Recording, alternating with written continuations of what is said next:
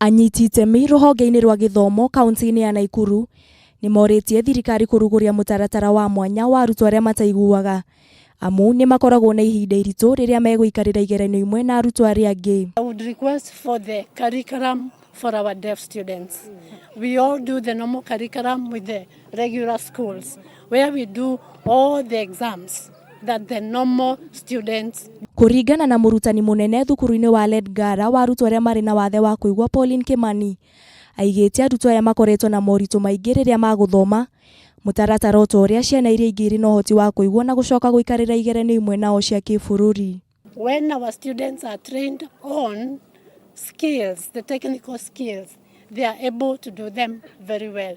If you look around the school, the students work, they clean, they are very good in technical work. Oho Pauline niongereire ati aingi a arutwo aria makoragwo na mawathe ni makoragwo na wendi wa guthomera kothi cia moko kuria orite ministry ya githomo kuruguria mutaratara uria arutwo aya mangitumira handu ha kugerio taru nao.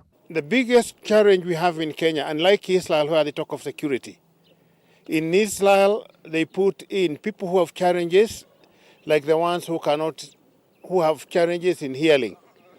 They put them into security installations, computers and so forth, because these people are not easy.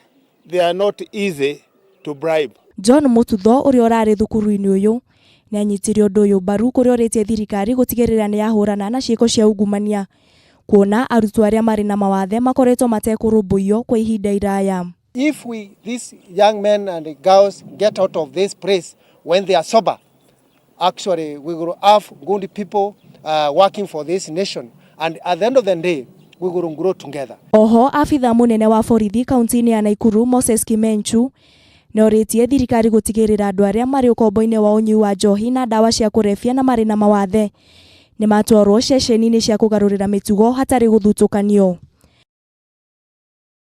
Handu-ini ha Kameme TV ritwa riakwa ni Wangui wa Wanjiku.